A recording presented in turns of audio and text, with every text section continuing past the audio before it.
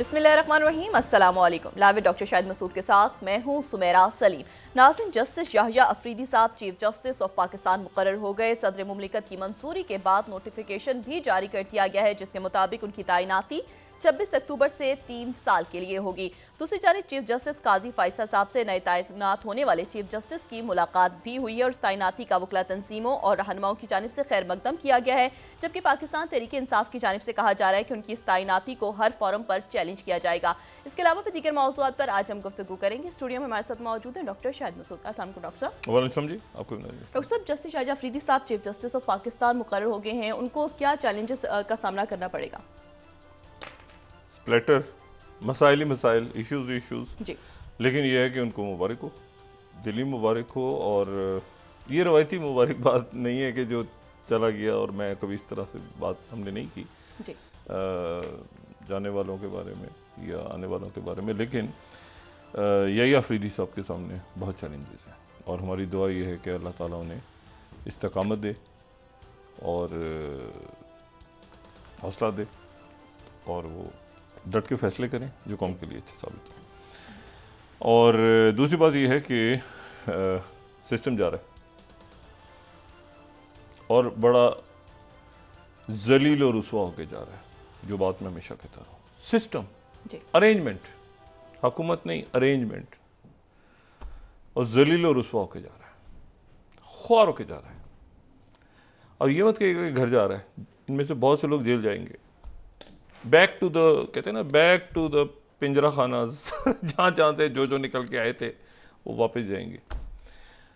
और इस वक्त बड़े बड़े उहदों पे बड़े, उनको भी एहसास है कि क्या हो रहा है हमारे साथ। या एहसास शायद नहीं है, या है, अगर नहीं है तो होना चाहिए। जब डीप स्टेट्स डिसाइड कर लेती है ना जी, कि ये अरेंजमेंट फेल हो चुका है, तो फिर वो चले जाते हैं। ये सिस्टम, ये अरेंजमेंट मुल्क को, रियासत को, अवाम को कुछ भी देने में नाकाम हो चुका है। इसकी कोई शख्सियत, यानी जिस तरह ये पैकअप हुआ, वो ये बना हुआ था ना कॉम्बो, वो उधर हैं, वो उधर हैं, वो उधर हैं। ये तरामीम हो गई कि अवाम को कुछ पता नहीं क्या है भाई। इशूज़, वो लोग कह रहे हैं स्टेबलाइज करो मुल्क को, आप डिस्टेबलाइज किए जा रहे हैं। तो दे फेल्ड। अब उसमें 10 दिन लगे, 15, जितने दिन ज़्यादा लगेंगे मज़ीद नुकसान होगा, रियासत का, मुल्क का नुकसान होगा। इसलिए ये वाक़यात तेज़ होते जाएंगे आने वाले दिनों में। एक पिलर जो था वो गिरा था खान साहब के दौर में, एक पिलर। मैं शख्सियत का नाम नहीं लेना चाह रहा, वो ज़ाहिर है कि वो फैज़ साहब का चलें जी। उसके बाद वो हाउस ऑफ कार्ड नहीं जाया गया। तो फायज़ा साहब इस पूरे अरेंजमेंट के गारंटर थे। अब वो गए हैं, अब आगे जो है वो ये होगा तो फलां होगा तो दिमाग ना होगा तो ये होगा तो इस तरह चले जा रहे। नवाज शरीफ साहब को आके उसको ग्रिप करनी चाहिए थी कि ये मेरी हुकूमत है, और किन शराइत पे आए हैं वो अवाम के सामने बात लानी चाहिए थी कि कैसे तय हुआ है, कि ये कैसे हुआ है कि आईनी उहदे इधर और ये उहदे उधर। कुछ नहीं हुआ, ठीक है। और मजीद आइसोलेशन में ये तो है ना, उससे मुलाकात, उससे मुलाकात, ये तो हम भी कर लेते हैं मुलाकातें सफ़ीरों से, लेकिन इशू ये होता है कि बहुत बड़े इशूज़ हैं मुल्क के। तो अदालत से उम्मीद है, शहबाज शरीफ साहब से उम्मीद है। शहबाज शरीफ साहब as a prime minister he performed very well, very well, ठीक है। और काश शहबाज शरीफ साहब की और खान साहब के मामलात अच्छे होते हैं। तो आपने देखा कभी शहबाज शरीफ साहब को लूज टॉक करते हुए? नहीं, ऑलवेज केयरफुल। आज भी वो जो बात कर रहे थे, जो फ़लस्तीनी जो आए हुए थे हमारे यहाँ, जो स्टूडेंट्स आ रहे हैं, ये अरेंजमेंट जो है ना, ये अरेंजमेंट गलत, बदकिस्मती के साथ ये गलत अरेंजमेंट, जिस अरेंजमेंट ने, यानी अगर ये चल रहा है ना अरेंजमेंट, आप यकीन करें पूरा, तो वो सिर्फ उसमें गालिबन शहबाज शरीफ साहब का कोई क्रेडिट जाता है इस पूरे अरेंजमेंट में कि वो एज अ प्राइम मिनिस्टर कोई काम कर। बाकी उनकी कैबिनेट और आगे पीछे वो मैं कोई तबसरा नहीं करना चाह रहा। और बाकी जो है वो तो माफियाज बैठी हैं। ISPR की आप स्टेटमेंट देखें ना सारी पिछली, माफियाज, उन्होंने माफियाज का इस्तेमाल किया है, पॉलिटिकल पार्टी का इस्तेमाल नहीं किया लफ्ज़ किसी का भी। तो ये अभी अपनी खैर मनाएं, सारे देखें, अब कोई डिलीवर कर सकते हैं तो अब कर दें, नहीं कर सकते कितनी देर ये चूरन बेचेंगे। देखें इनकी मौजूदगी की गारंटी, मतलब वो ये था, जवाब ये था कि तहरीक इंसाफ वो खुद तितर, तो अंदर लड़ाइयाँ हो रही हैं, तितर इनकी बीमा पॉलिसी थी ना जी। इनकी बीमा, तो कितने से बिकेंगे, कितने से, उधर मार कुटाई हो रही है, वो कभी एक रहनुमा खड़ा हो जाता है दूसरे को पकड़ लेता है, दूसरा खड़ा हो जाता है पकड़ लेता है, वो कहता है ये गद्दा, वो आपस में एक खाना जंग की कैफियत है। अब वो जनाब उसमें उनकी तो वो तो भाई वो तो आप कितने से बेचेंगे, आपने क्या डिलीवर किया है, आपने कोई महंगाई कम कर दी है, कोई करप्शन खत्म कर दी है, आप तो लूट मार करके यहाँ पर आके बैठ गए, तो वो तो अपनी खाना वो तो खत्म हो गया, वो तो आपस में जो भी उनके चल रहे हैं मामला वो तो चल रहे हैं, उसको आप बेचते रहेंगे सारी उम्र, तहरीक इंसाफ आप बैठे हुए। ओ भाईजान ये क्या है जो तमाशा मुल्क के साथ लगाया हुआ है, ये अरेंजमेंट नहीं चल रहा, इट विल गो, और ऐसे ही फारिग होंगे सारे, ठीक है ना।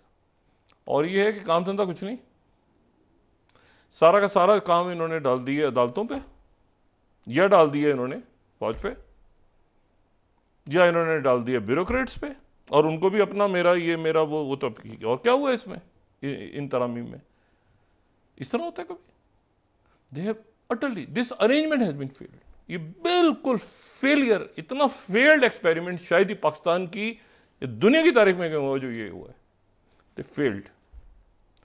बाकी पार्टियां अंदर जो मौजूद हैं वो अलग अलग हैं, जैसे मैंने कहा ना कि शहबाज शरीफ साहब नून के हैं, मगर ओनरशिप ही नहीं है किसी चीज की, उधर से वो आए उधर से वो आए, 4 उधर हो गए 5 उधर बैठ गए, भाई इस तरह मुल्क।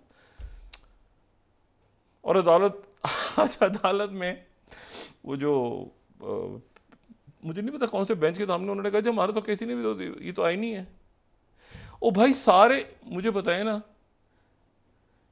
ये यानी होता है कि फलाना आदमी बनाम सरकार या गवर्नमेंट, तो वो तो सारे फिर यानी सरकार आईनी वो बेंच बनाएंगे बैठ के, बेंच बनाएंगे बैठ के, ये जज होगा वो नहीं होगा वो उधर जाएगा, ये क्या एक्सपेरिमेंट हुआ है। और आपकी जो मुल्क के हालात हैं, आपका फॉरेन ऑफिस है, आपकी ब्यूरोक्रेट्स हैं, आपने ब्यूरोक्रेट्स को भी बरसा बरस से आपने ये उसका वो उसका, हमने सॉलिड लोग देखे हुए हैं इस मुल्क में, और मैं उन लोगों में से नहीं हूं जो ये कहेगी जो मुशर्रफ एक डिक्टेटर था। ये बाकी तो मैं क्या नाम लूं, जनरल मुशर्रफ इनसे 1,00,000 गुना बेहतर थे वो, और ये मैं वो आदमी कह रहा हूं जो सबसे ज्यादा उनके दौर में बैन हुआ है। बाकी तो यहां पे ये तो मैं शुक्र करता हूं कि 9/11 के बाद ये नहीं थे, इन्होंने तो सारों ने उस वक्त खोल के ना वो अपनी अपनी NGOs बना के और बड़ा कितना माल बनाया इन्होंने, और बैठ गए आके दोबारा, और इनको ये नहीं पता कि दुनिया किस रुख पे जा रही है। इनका ख्याल है हो हमारे बगैर तो भाई, ओ भाई खान साहब की पार्टी तो ये वो बीमा पॉलिसी वो भी गई, ये भी गई अदालत, अभी क्या करेंगे, अब क्या करेंगे।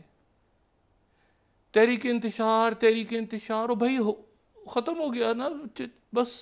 तो आप क्या कर रहे हैं, आपने क्या किया है, केसेस माफ करवाने के अलावा और नैब की तरामीम और ये, और आपने क्या किया, आपने क्या डिलीवर किया मुल्क को। खान साहब का फोन नहीं उठाता था बाइडेन, अच्छा आपने तो, आपके लिए तो रेड कारपेट बिछे है ना वहाँ, गो एंड गॉन। अब खुद चले जाएं, असेंबली डिसॉल्व करें, क्या करें, मैं ज़्यादा बात नहीं करता, लेकिन मैं याद दहानी ज़रूर करवाता हूँ कि अरेंजमेंट ये तेज़ हो जाएंगे वाक़यात। हम यूँ करेंगे तो हम ऐसे करेंगे तो हम वैसे करेंगे तो ऐसे होगा तो ऐसे होगा, तो इजाज़त नहीं दी जाएगी, तो तहरीक इंतशार, ये वो आपस में खुद ही उनका एक बंदा खड़ा होता है दूसरे गालियाँ देता है, PTI को दूसरा होता है उसको गालियाँ देता है। तो वो तो ये तो मैंने कहा ना, वो अगर रहते स्ट्रॉन्ग तो ये चलते रहते, क्योंकि ये उनको, अब वो खुद ही दबड़दूस हो गई है PTI।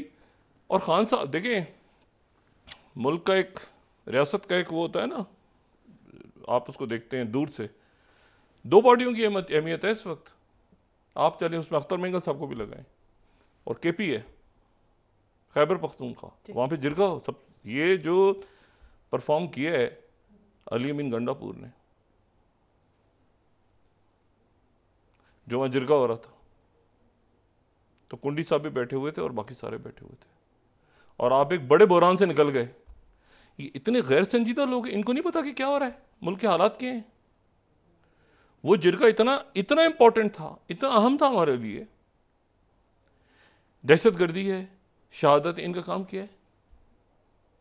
क्या काम है? क्या आपका माशी इस्तेकाम नहीं हो रहा? आपका चाइनीज कह के गए हैं आपको कि आपने यहां पे इस्तेकाम पैदा करना है, आप नहीं कर रहे। अमेरिकन आपसे कह रहे हैं कि इस्तेकाम पैदा नहीं कर रहे, अरब मुल्क कह रहे हैं कि इस्तेकाम पैदा करो, अरेंजमेंट, रोज एक नया फसाद खड़ा किया होता है। ये प्रोवोक करते हैं तो वहां से रिस्पॉन्स आता है ना। और क्या रिस्पॉन्स आता है? 10 लोग, 15 लोग, 20 लोग, 50 लोग वो होते हैं, वो हर मुल्क में होते हैं। यूनाइटेड नेशंस के अंदर जब पूरी दुनिया के मुजाहरे हो रहे होते हैं तो क्या उनका नेट बंद हो जाता है? अब ये आपने क्या किया है इतने अरसे में अपने केसेस माफ करवाने के अलावा? तो ऐसे ही बस एक नोट हो। लेकिन मैंने आपसे कहा ना, इसमें लोग उभर के ऐसा, इसमें भी शहबाज शरीफ का जैसे मैं नाम ले रहा हूँ, शहबाज शरीफ साहब की अब गुफ्तगू, बात, लोगों से वो इमर्ज हुए सामने। इसी में पूरे इसके बाकी भी होंगे लोग। औरंगजेब साहब जैसे तैसे करके आगे पीछे करवा गए IMF, मैं कभी नहीं मिला उनसे, करवा गए। वो शराइत क्या थी, मुश्किलात आगे पीछे, मगर बाकी लोगों को तो काम ही कुछ नहीं है इसमें। उधर जा तो इधर जा तो केस माफ करा दो, गालियां दो, तो भाई कौन जजों को लड़वा रहे हैं आपस में? सारा बर्डन जो है वो लिया हुआ है उन्होंने। अच्छा, कई लोग करप्ट है, वो करप्ट तरीन लोग, उनको ऐसा मौका मिलता है ना, जब करप्ट तरीन CRPC वो आपकी इस्टेब्लिशमेंट के पीछे छुप जाते हैं, जाके उनका नाम इस्तेमाल करके उनके पीछे छुप जाते हैं, उनके पीछे उनको एक्स्ट्रा चार्ज जूते पड़ेंगे, देखिएगा आप। अच्छा, तो बात यह है कि बड़े संजीदा इश्यूज हैं ये। तो आप देखें कि मुख्तलिफ लोगों ने मुख्तलिफ मामला संभाले हैं। अब ये जो मैंने आपसे KP की बात की है, KP के अंदर 2 पार्टियां, वैसे तो मुल्क में, मैं इलाके तक नहीं कहना चाहता, लेकिन स्पेसिफिक वहाँ पे 2 ही ताकतें मौजूद हैं ग्राउंड पे। एक है मौलाना फजलुर रहमान साहब के मदरसे, यहाँ हैं। अब ये मौलाना साहब को और उनको लड़ा रहे हैं, वो जी वो तो लड़ेंगे ना आपस में, तो इत्तेहादी हो। वो दोनों बैठे हैं, सियासत अपनी जगह है। मौलाना साहब ने कहा सियासत अपनी जगह है, और लेकिन जब मुल्क का जिक्र आएगा तो हम साथ बैठ जाएंगे। वो जिरगा हुआ, उसको मजाक उड़ा रहे हैं। यानी ये चाह रहे थे कि वहां पर भी इकट्ठे ना बैठें, जिरगा ना हो, ठीक है ना। तो बात यह है कि काफ़ी हो गया अब जो है ना, मतलब अब ये कूल काम डाउन करें और अपना अब देखें अपने केसेस वेसेस और अपने मामला कि, और वो भाई तहरीक इंसाफ है, फलां है, दिमाग, वो तहरीक इंसाफ के तो भी पता ही नहीं है, वो खान साहब अंदर हैं। वो भाई आप यहाँ पे बैठ गए, आपने क्या तीर चला दिए हैं बैठ के। और वो फैसल वाडा साहब के बकौल, मैं तो अपना पैसा ना लाऊं, इनके मुल्क में इन्वेस्ट ना करूं। वो थोड़ी देर बाद वो कहते हैं नहीं SIFC में कर दूंगा बड़े हमारे मोहतरम सेनेटर हैं। लेकिन ये है कि वो बात तो भाई मसला ये है कि तो ये इसमें जो है ना कई लोग तो बड़े अच्छे इमर्ज हुए हैं, और उसमें जो भी हो मुझे पता नहीं भला, मतलब वो बड़े नफीस अंदाज में बात करते हैं। आज़म नज़ीर तारड़ साहब, उन्होंने भी कभी कोई गैर ज़रूरी गुफ्तगू नहीं की, कभी लूज टॉक नहीं की, तो अच्छा नाइस। लेकिन बाकी लोगों ने तो फसाद बापा किया हुआ है। तो उधर जो है वो मेरा ख्याल है कि इनको नहीं समझ में आ रहा कि ये कितना इंपॉर्टेंट था। KP के अंदर मौलाना साहब का बैठना अली अमीन गंडापुर के साथ, जो एक तरफ मोहसिन नकवी साहब बैठे हुए, तो गैर संजीदा लोग, ठीक है ना। तो ये है कि बहरहाल इन्होंने जज साहिबान को ये नहीं होगा तो वो होगा, तो ऐसे नहीं होगा तो ऐसे होगा, तो ऐसे, इनका काम ही कुछ नहीं है इसके अलावा कि मैंने कहा ना इनकी बीमा पॉलिसी है। और खान साहब से मुलाकातें नहीं हो रही। अच्छा, इनको यकीन है कि खान साहब के साथ मुलाकातें नहीं हो रही, तो खान साहब पे बड़ा प्रॉब्लम है। प्लेटलेट से इन्हीं के गिरते हैं। और भाई खान साहब, अल्लाह ताला सेहत दे नवाज शरीफ साहब को, खान साहब जो हैं वो बिल्कुल सुकून से हैं। वो जेल से जो मैनुअल जारी हुआ है वो सही है। परेशान ये, और ये पीटीआई को भी, वो भी बड़े हैरान होंगे जो तहरीक इंसाफ के लोग हैं कि अरे ये खान साहब है, वो तो मजे से। ऐसे नहीं होता, वो सरकार के पास हैं।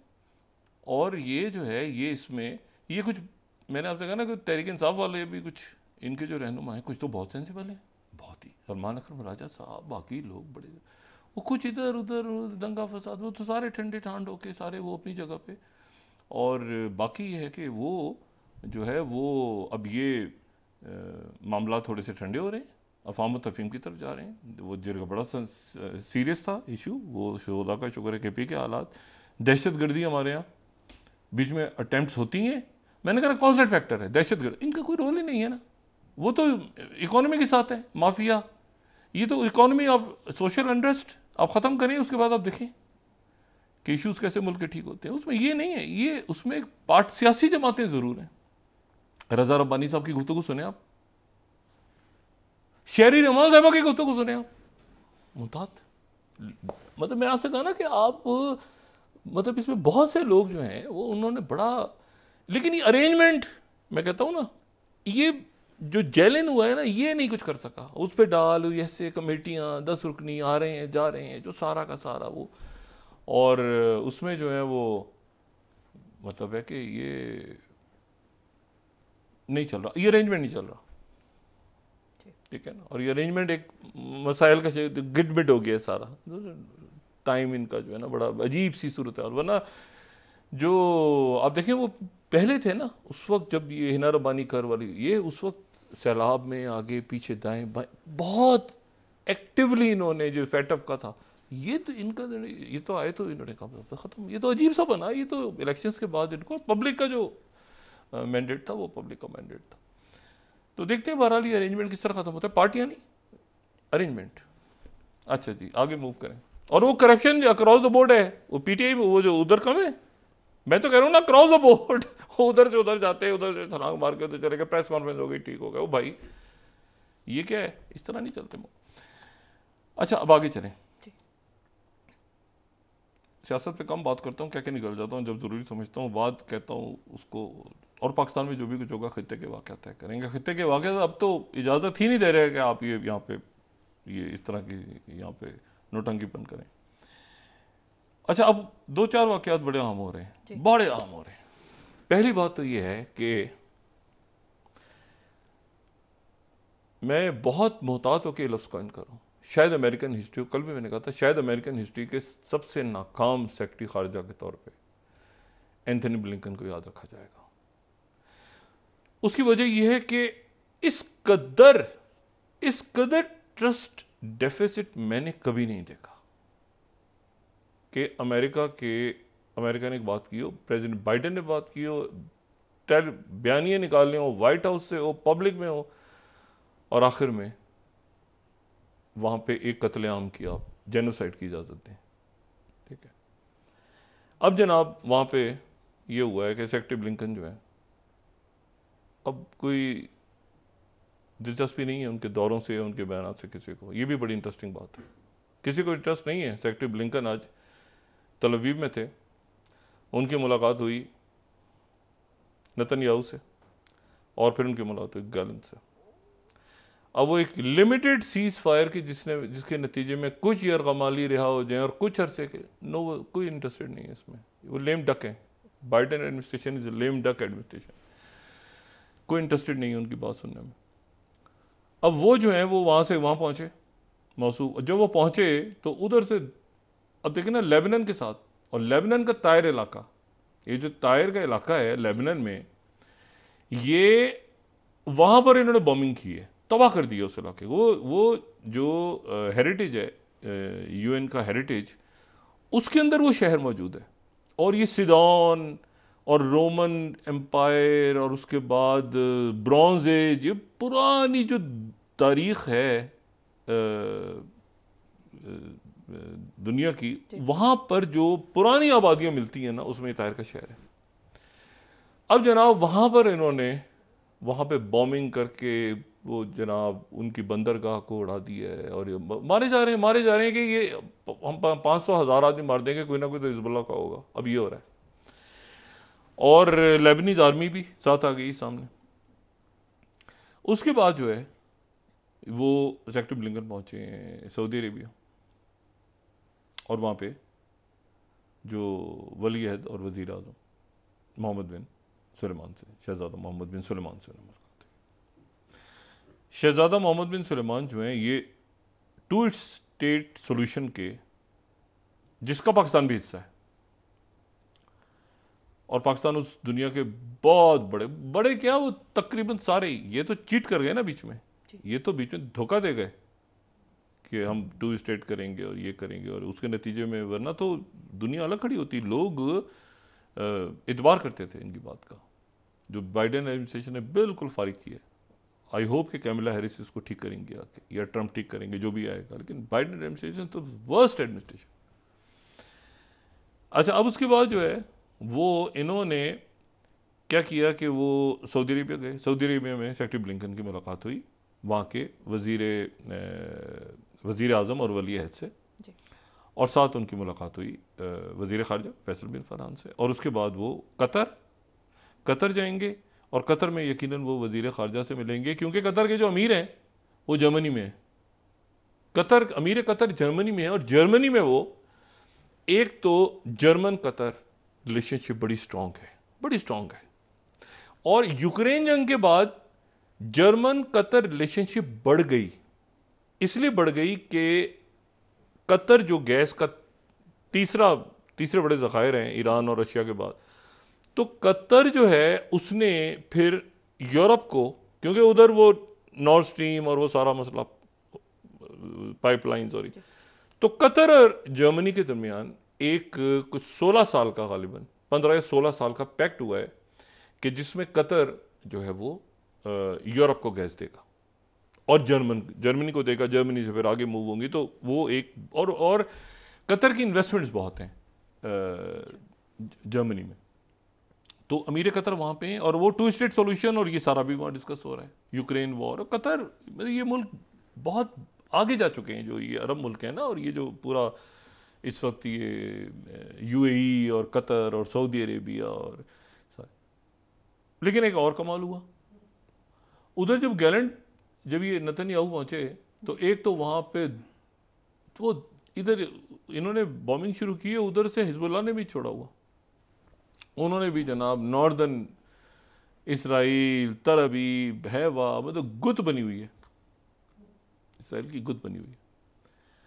थर्ड मिसाइल आ गया, क्यों आया, सिस्टम क्या हुआ, वो कहते हैं कि अच्छा, वो गैलेंट कहते हैं हम ऐसा हमला करेंगे ईरान पर कि दुनिया याद करेगी कि हमारे पास हमने क्या किया है। आज हो गई है 23 तारीख, पहली तारीख से वही बोल रहे हैं। और कमाल की बात यह है कि जब ये बड़ा हिस्टोरिकल बात है, जो अब नेक्स्ट है, अगली बात बड़ी हिस्टोरिकल है। एन उस वक्त जब सेक्रेटरी ब्लिंकन पहुंचे हैं सऊदी अरेबिया, और इसराइल ने कहा कि हम हमला करेंगे ईरान पे, सेक्रेटरी ब्लिंकन पहुंचे सऊदी अरेबिया, और ईरान की तरफ से एक अनाउंसमेंट हुई कि पहली मर्तबा ईरान और सऊदी अरेबिया दो मुल्कों की मुश्तरका फौजी मशकें होंगी। ईरान और सऊदी अरेबिया की मुश्तरका फौजी मशकें होंगी, फर्स्ट टाइम। मेरी मेमोरी में नहीं है कि दोनों मुल्कों ने कंबाइंड फौजी मशकें की हों। और फिर तेहरान टाइम्स ने एक उसमें ईरान ने थोड़ी सी वो हल्की सी, वो एडिटोरियल नहीं है, वो उसकी एक चुर्की भी लगाई बीच में, वो है तेहरान टाइम्स को देखें 27 कि सऊदी अरेबिया की रिक्वेस्ट पे हो रहा है। अच्छा, मैं आपसे कह रहा हूं ना कि इतनी, मैंने इस तरह अपनी जिंदगी में इतना अमेरिकन को ऐसा होते नहीं देखा। ठीक है, ये तेहरान टाइम्स। अच्छा, फिर उसके बाद जो है वो उनकी महरी न्यूज एजेंसी ईरान की, Saudi Arabia request joint naval drill with Iran, सऊदी अरब ने कहा 1 मिनट ठहर जाए, ये हमारे दरमियान फटा नहीं होने वाला, ये भूल जाए, हमारे दरमियान कोई झगड़ा नहीं होगा। वो जो था ना डिवाइड, उसको लड़वा दो, उससे लड़वा दो, उसको लड़वा दो, ना ना ना ना। उधर से वो कह रहे हैं ईरान, उधर हम फौजी मशकें करेंगे ईरान के साथ, सऊदी अरेबिया कह रहा है। और यूएई जो है उनके सदर मॉस्को में है, ठीक है। अच्छा, अब ये तो हो गया एक रो। तो अब सेक्रेटरी ब्लिंकन के बाद जो लास्ट चांस है, लास्ट चांस कि वो, वैसे टाइम गुजर चुका है, मतलब अब नहीं मानेगा नेतन्याहू, और देखते हैं आगे क्या होता है, वो है कि अब वो लंदन जा रहे हैं। अगर मैंने आज उनका देखा, जो उनकी आइटिनरी आई है, जो लेटेस्ट आइटिनरी उनकी है कि 21 से 25 तारीख तक, पहले नाम नहीं था उसमें, पहले इसराइल था, लेकिन अब जो 8th स्लाइड है, Israel, Saudi Arabia, Qatar and UK. अब यूके जो है ना, यूनाइटेड किंगडम, वो बड़ा इंपॉर्टेंट है उनका, क्योंकि यूके का एक स्टांस है, ख़ासतौर पर लेबर पार्टी का, और उनके प्राइम मिनिस्टर बड़े जेन्युइन किस्म के और बड़े मतलब पल्स है, और वो यूके को एक नए उसमें लेके जा रहे हैं। हो सकता है यूके वापस ब्रेक्सिट में मतलब ये ख़त्म हो जाए, हो सकता है यूके इमर्ज हो, मतलब यूके निकल रहा है। बरतानिया उस फेज़ में जो एक आ गया था ना बीच में, खटपट, वो बरतानिया इमर्ज होके अपनी सेपरेट उसके साथ आ रहा है। अब बरतानिया में सेक्रेटरी ब्लिंकन क्यों जा रहे हैं? बरतानिया में अरब ममालिक के वज़राए ख़ारजा के साथ मुलाकात होगी बरतानिया में, और क्योंकि उसकी वजह यह है कि कई वज़राए ख़ारजा तो गए हुए हैं इस वक्त तातारिस्तान के दारुल खिलाफा काजान में, और वहाँ ब्रिक्स समिट हो रही है। तो वो वहाँ से जब वो ख़त्म होगी तो वापस आके तो सीधा वज़राए ख़ारजा जाएंगे लंदन, और लंदन में फिर मुलाकात होगी सेक्रेटरी ब्लिंकन के साथ अरब वज़राए ख़ारजा की। तो ये तो हो गया यहाँ का किस्सा। रशिया ने ये कहा है कि ईरान के ऊपर अगर अटैक हुआ तो रशिया ईरान को तनहा नहीं छोड़ेगा, ठीक है। Quote 25th slide, CNBC, Russia says it has no intention of abandoning Iran as it faces Israel with. ठीक है, इसराइल का अटैक हुआ तो रशिया नहीं छोड़ेगा अकेला। और उससे पहले राइटर्स, ताज न्यूज़ को कोट करके राइटर्स भी, ये उसको भी मैं कोट कर देता हूँ। Russia tells Israel to not even consider attacking Iranian nuclear facilities. अच्छा, अब ये हो गई 2-3 चीज़ें। अच्छा, उसके बाद जो है वो अल्लाह खैर का भी टर्की में अभी अटैक हुआ है, तो उस पर कल बात करेंगे। डिटेल्स आ रही हैं कि उसमें कितने लोग जानों से गए हैं, मतलब 3 लोगों की खबर आ रही थी, तो अल्लाह खैर करे। लेकिन उसके साथ दूसरा जो काम हुआ है इस दौरान, वो हुआ है ब्रिक्स समिट। और जो कमाल की बात है वो ये है कि मैं वक्फे हुए जाने से पहले भी तबसरा वापस आके करता हूँ, भूल ना जाऊँ क्या क्या हुआ है। पहले तो मुत्तहदा अरब अमारात के सदर, ठीक है, ज़बरदस्त पर्सनैलिटी, मुल्क भी ज़बरदस्त, यूएई हमारा, उनके प्रेसिडेंट जो हैं मोहम्मद बिन ज़ैद, उन्होंने दौरा किया, और दौरा किया उन्होंने मॉस्को का, और उनके प्रेसिडेंट पुतिन से मुलाकात हुई। लेकिन उसके बाद भी बहुत कुछ हुआ है पिछले 24 घंटों में, होपफुल नहीं, फिर उसके बाद बात करते हैं। नाज़रीन वापस आते हैं छोटे से ब्रेक के बाद।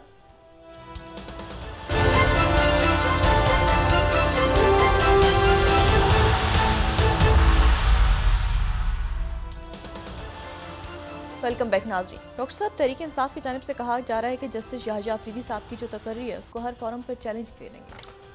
अब बस मेरे ख़्याल से यहाँ तक तो, क्योंकि ये पूरा जो गुफ अप हुआ है ना, पूरा अरेंजमेंट और सेटअप और सियासी अदम इस्तेकाम, अब इसके खात्मे का वक्त है। अब सब अपना अपना, कहते हैं ना, ठंडे पानी का गिलास अब पिएँ और अपने अपने उसके लिए ठंडे हो जाएं, क्योंकि अब मुल्क का नुकसान हो रहा है, इससे आगे मुल्क का नुकसान हो रहा है। और ये ज़्यादा अरसे, मैंने आपसे कहा ना कि अब ये चारों तरफ से दबाव है, चारों तरफ से दबाव है, इकोनॉमी का, सोशल अनरेस्ट, आगे पीछे दाएं, लोग बेजार हो गए। इंटरनेट हर दूसरे दिन, डबल सवारी वो डबल सवारी रहती, इंटरनेट नहीं आता तो बेहतर है। पहले डबल सवारी पाबंदी लगती थी, इंटरनेट बंद कर देते। अजीबो गरीब मामला, सिक्योरिटी कराई, इंटरनेट बंद। ठीक है, वो कह रहे हैं कि आपने किया, मैंने नहीं किया, होगा आपने किया, हमने नहीं किया। एक अरेंजमेंट है, उस पर डाल देते, उस पर डाल देते, इकट्ठे। बहरहाल तो ये है कि मैं इसके ऊपर ज़्यादा बात नहीं करूँगा। ये इशू, दूसरी जो इम्पोर्टेंट बात है वो ये है कि जो अमेरिकन सेक्रेटरी डिफेंस हैं, देखिए ना, पहले ये बात की प्रेसिडेंट ज़ेलेंस्की ने, फिर उसके बाद ये बात की साउथ कोरिया ने, उन्होंने तो रशियन एनवॉय को तलब किया। उसके बाद ये बात जो है वो अब जो है वो सेक्रेटरी डिफेंस लॉर्ड ऑस्टिन ने की है। Extremely serious for the west and for Europe और बाकी सारे मुल्कों के। लेकिन चूंकि मीडिया से बात की है, इसका कोई अभी तक मेरे सामने वो नहीं आया, इसका डी का कोई एग्जैक्ट प्रूफ। तो वॉशिंगटन पोस्ट, न्यूयॉर्क टाइम्स, दोनों ने इसको, जो रिपोर्टर्स थे अलग अंदाज में, एक्सट्रीमली सीरियस। वो क्या कहते हैं, वॉशिंगटन पोस्ट 11वीं सिलाई, वो कहते हैं कि यूएस डिफेंस चीफ सेज के नॉर्थ कोरियन ट्रूप्स रशिया में है लेकिन पर्पस अनक्लियर है। ठीक है, और यूक्रेन और साउथ कोरिया कह चुके हैं कि नॉर्थ कोरिया की फौज रशिया आ रही है यूक्रेन से लड़ने के लिए। नॉर्थ कोरिया ताजा दम फौज, बिल्कुल। न्यूयॉर्क टाइम्स से जब उन्होंने बात की है तो न्यूयॉर्क टाइम्स ये कह रहा है कि यूएस सेज के North Korean troops, 12th slide, US says के North Korean troops are in Russia to aid fight against Ukraine. अच्छा, अब एक फटीग है पूरी, और दो चीजें हैं यूरोप में। एक तो यूरोप पोस्ट कोविड स्टेबल हो रहा था, बिल्कुल स्टेबल हो रहा था पोस्ट कोविड। वहां पे मुख्तलिफ पॉलिटिकल चलते रहते हैं कि राइट विंग आ रहा है, वो बिल्कुल, वो राइट विंगर्स को स्ट्रेंथ फर्दर दी। एक वो अरब स्प्रिंग ने कि सारे लोग वहां पहुंचे, और उसके बाद यूक्रेन वॉर ने, और साथ ही गैस बंद और महंगाई और आगे वो यूरोप का। अब वो जनाब उनके साथ जब फटीक में जाके किसी तरह जंग खत्म हो, ये और ट्रंप ना आ जाए कहीं, और वहां से नॉर्थ कोरिया के आ रहे हैं, चलते चलते चलते चलते, कोई कह रहा है 10,000, 15,000। और अमेरिकन इंटेलिजेंस एजेंसी जो है वे आज या कल में या एक दो दिन में शायद वो पिक्चर्स भी रिलीज करें, जो इनका कहना ये है कि वो सैटेलाइट से इन्होंने इमेजेस ली हैं कि रशिया में कहाँ कहाँ नॉर्थ कोरियंस ट्रेन हो रहे हैं नेटो से लड़ने के लिए। ठीक है, अच्छा, एक तो ये बात हो गई। दूसरी जो अहम हुई है वो ब्रिक्स समिट हुई है। ब्रिक्स समिट ये मेरे ख्याल से एक हिस्टोरिकल ब्रिक्स समिट है, क्योंकि एक टाइमिंग इसकी, और फिर जगह, और फिर मुलाकातें। एक तो प्रेसिडेंट पुतिन की सबसे 36 मुल्कों की नुमाइंदगी थी वहाँ। एक तो प्रेसिडेंट पुतिन की सबसे मुलाकात हुई, और वो जो मैसेज था कि आइसोलेशन में चला गया प्रेसिडेंट पुतिन, वो तो ख़त्म हो गया। वो तो कहीं जाके पैसिफिक में या अटलांटिक में गर्क हो गया नैरेटिव कि जी आइसोलेशन में। 36 मुल्क वहाँ पे मौजूद थे, और प्रेसिडेंट पुतिन ने उसमें ये कहा कि नेटो के मुल्कों के लिए भी खुला है हमारा दरवाज़ा। ब्रिक्स जो है वो नेटो के मुल्कों के लिए भी खुला है। अब जो इसमें इंटरेस्टिंग मुलाकातें, एक तो ये है कि जो मैंने आपसे पहले भी कहा कि शेख मोहम्मद बिन जायद जो है वो प्रेसिडेंट पुतिन से मिले, और उनकी बड़ी डिटेल मुलाकात हुई। Iran Saudi Arabia naval drills कर रहा है। और फिर उसके बाद जो और इंटरेस्टिंग मुलाकात हुई वो हुई Indian prime minister Narendra Modi और शी जिनपिंग के दरमियान, और ये उनकी 2019 के बाद पहली मुलाकात है। दरमियान में 2 दफा मुसाफे हुआ, लेकिन ये बायलेटरल मुलाकात पहले, और इस बायलेटरल मुलाकात के अगले स्टेज पे दोनों तरफ से कहा गया कि अजीत डोभाल वहां से, क्योंकि अजीत डोभाल डील करते हैं इसको भी, ये पूरा जो चाइना के साथ मामला हैं उसमें भी वो इन्वॉल्व है, एनएसए, और वहां से वांगी उनके वजीर खारजा, उनकी अब एक आने वाले दिनों में मुलाकात तय हो गई। और साथ ही ये कि मतलब बस मुलाकात हुई है, इसमें कोई एग्रीमेंट या कोई ऐसी बात में ये, लेकिन उससे पहले ही बात हो गई थी कि डिसएंगेजमेंट होगी, दोनों तरफ से कह दिया गया था ये डिसएंगेजमेंट होगी, और प्री 2020 की स्टेज पे दोनों मुल्क जाएंगे। तो एक तो इस मरहले पे ये बहुत इंपॉर्टेंट कि इंडियन प्राइम मिनिस्टर और प्रीमियर शी जिनपिंग के मुल्क, तो इधर सारा सिलसिला, ये जो हमारा अरेंजमेंट है ना, ये इधर वाला है, दुनिया इधर की तरफ जा रही है। ठीक है, अब इधर ये इधर की साइड के थे, तो अब ये इसीलिए ये खुदाफिज इनका कि बस मैं इतनी बात ही करूँगा। ठीक है ना, मशरिक और मगरिब की तरफ। तो वो जो है वो अब वहाँ पर एक तो जो है वो आपकी मीटिंग हुई है, इंडियन प्राइम मिनिस्टर की मुलाकात हुई है प्रीमियर शी जिनपिंग से। कितना अच्छा, अभी एक आइस ब्रेकिंग बहुत टाइमिंग वाइज, लेकिन आगे अब जाहिर है कि वो इंडिया कैलकुलेट करेगा कि हम कितना, हम मैसेज तो चला गया उनका अमेरिका को, लेकिन कितना चाइना के साथ हम जाएं और कितना हम जाएं अमेरिका की तरफ। ऐसा तो नहीं कि दोबारा आगे पीछे, मतलब लेकिन एक आइस ब्रेकिंग हुई, एक वो तलखी जो थी वो चाइना ने भी इस मरहले पे कहा कि ठीक है हम पीछे हटते हैं और मैसेज ज़रा चला जाए, क्योंकि इंडिया पे प्रेशर है वो पन्नू वाला जी। पन्नू वाला प्रेशर है ना, पन्नू वाला प्रेशर है, फिर वो निजर वाला, तो इंडिया ने भी एक दिखाई आंख उनको कि अच्छा ये तो बड़ा अच्छा मौका है। दूसरी जो मुलाकात हुई, एक तो ये, तो अभी इसमें देखते हैं कि ये आगे कैसे, इंडिया भी एक यानी बड़े मुश्किल फैसले करने हैं ना इस वक्त, किधर जाना है किधर नहीं जाना, क्या करते हैं कैसे नहीं करते, क्या मतलब कितना आगे जाना है, कितना मतलब कैसे चलेगा सारा।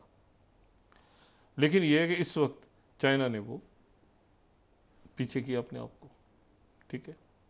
चाइना जो है वो कमाल, पता नहीं उनकी क्या है बात, वो दूर का सोच, वो टाइमिंग का इंतजार करते हो, एग्जैक्ट टाइम आया ना जब कि मगरिब के साथ फड्डा पड़ा इंडिया को, चाइना ने कहा हम तो पीछे हटते हैं, पीछे चले जाते हैं 2020 से, वो आगे बात करेंगे 2020 से। अब इंडिया कैलकुलेट करेगा कि ये 1 मिनट ठहर जाए, अब इसको कैसे, लेकिन ये कि अमेरिकन भी कर रहे होंगे कॉन्टैक्ट, किसी ना किसी स्टेज पे अमेरिका और चाइना भी बात कर रहा होगा आपस में, तो ये बड़ी एक, और कहीं ना कहीं पाकिस्तान की जो हमारे रियासत है, प्रॉपर रियासत, ये आगे नहीं, जो हमारे जो थिंक टैंक्स बैठे हैं वो भी इसको कैलकुलेट कर रहे होंगे कि अच्छा ये कैसे कैलकुलेशन, इंपॉर्टेंट इवेंट्स हो रहे हैं, ये बच्चों की हरकतें नहीं हो रही जो उछल कूद मचाई हुई है इन्होंने, वो भी कैलकुलेशन हो रही होगी कि कैसे क्या सारा, वो वॉर गेमिंग हो रही होगी। दूसरी जो मुलाकात हुई वो और इंटरेस्टिंग है, और वो ये इंडियन प्राइम मिनिस्टर की ईरान के प्रेसिडेंट के साथ। इंडिया जो है वो दुनिया के वाहिद मुल्कों में से एक है जो कि नेतन्याहू को ये इस पूरे, यानी बीजेपी, इंडिया की बात मैं बिल्कुल भी नहीं करूंगा, बीजेपी और आरएसएस और ये जो थिंकिंग है इंडिया में, तो बड़े खुले टुले जहन के और बड़े ओपन माइंडेड लोग हैं, बड़े ज़बरदस्त उनके लोग हैं।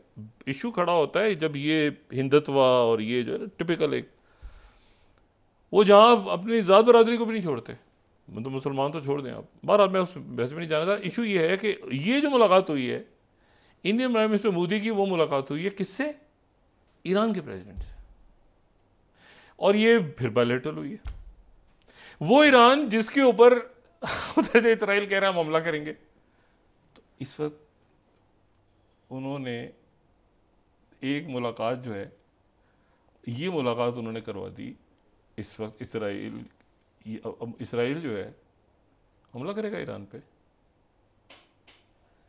सऊदी अरेबिया की तरह ड्रिल्स हो रही हैं, सारे अरब मुल्कों का दौरा करके आ गए, रशिया कह रहा है हम खामोश नहीं बैठे हुए, और उधर से वो सेक्रेटरी ब्लिंकन ने क्या ये फॉरेन पॉलिसी का इतना गूफअप किया है, यूएस पॉलिसी का इतना गूफअप है, ये कैमला हैरिस आती हैं या ट्रंप किस तरह सुधारेंगे, और उस दौरान उससे पहले ये कत्लेआम कैसे ख़त्म होगा, और ये बैगेज आगे जाएगा।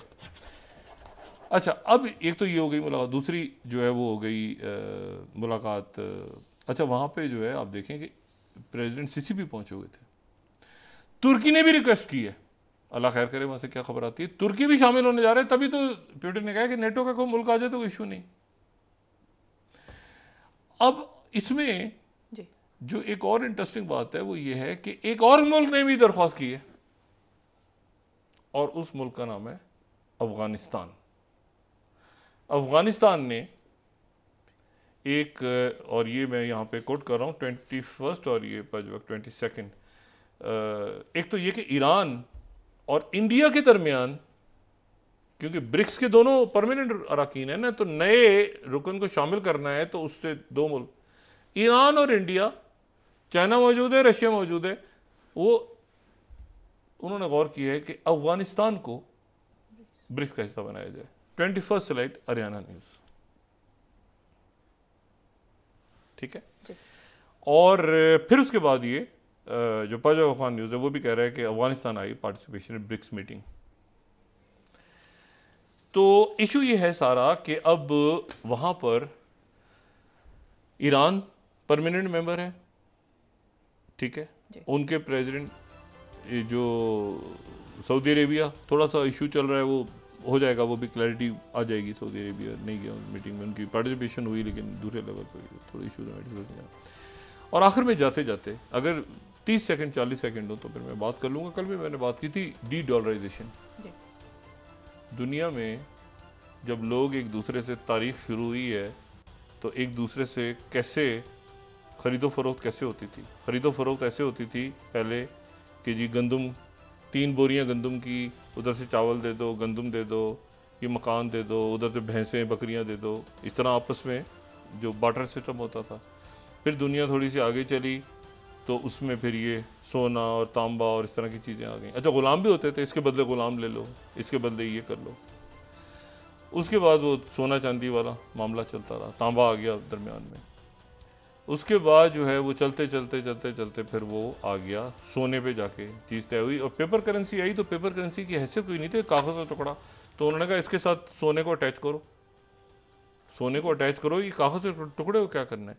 तो ये था ब्रेटन वुड एग्रीमेंट कि डॉलर जो है, $1 इतने सोने के बराबर होगा। मैं उस डॉलर को, कागज़ के टुकड़े को नहीं लेके जाऊंगा, मैं कागज़ के टुकड़े को जहाँ लेके जाऊंगा वो कागज़ का टुकड़ा नहीं होगा, वो सोना होगा, उसके बदले इतना सोना मिलेगा मुझे। ये था Brayton would agreement. Brayton would agreement 45 वाला वो निक्सन साहब ने खत्म कर दिया। क्यों खत्म कर दिया? कि पेट्रोल डॉलर आ गया। उन्होंने कह दिया कि पूरी दुनिया को पेट्रोल की जो डीलिंग है वो वहां से लफ्ज निकला पेट्रोल डॉलर। तो डॉलर तय हो गया कि जी डॉलर में ही पेट्रोल जो है वो कोई मुल्क खरीदेगा, दूसरे मुल्क से डॉलर में खरीदा करेगा। तो डॉलर फिर चढ़ गया। हालांकि डॉलर कागज बन चुका था ब्रेटन वुड एग्रीमेंट में, तो ये तय था कि डॉलर कागज नहीं है बल्कि सोने के बराबर है, ठीक है। और मतलब आप 1 आउंस लेके जाएंगे तो इतने डॉलर होंगे। तब आपके, और अभी भी कई मुल्क अपना जो ज़खायर है वो उसमें नहीं रखते, खाली रुपीज़ में नहीं रखते या दरहम्स में नहीं रखते, वो सोने में रखते हैं। उनके जो ज़खायर, कई मुल्कों ने अपने ज़खायर को सोने में भी रखा होगा कि हमारा सोना हंगामी हालात में, ये नोट वोट पता नहीं किधर गए, सोना रखो, सोना, गोल्ड एक करेंसी के तौर पे ज़खायर।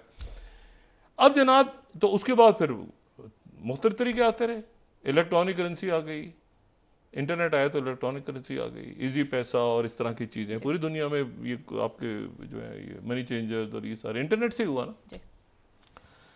उसके बाद फिर इलेक्ट्रॉनिक आ गई, ये इससे मोबाइल से आपने भेजा फ़ौरन, और फिर क्रिप्टो करेंसी आ गई, डिजिटल करेंसीज आ गई। इशू ये सारा कि अब ये डी डॉलराइजेशन की तरफ जा रहा है। सबसे ज़्यादा डॉलर किस मुल्क के पास है दुनिया के? चाइना के पास। सबसे ज़्यादा डॉलर चाइना के पास है। डॉलर चाइना के पास सबसे ज़्यादा है दुनिया में।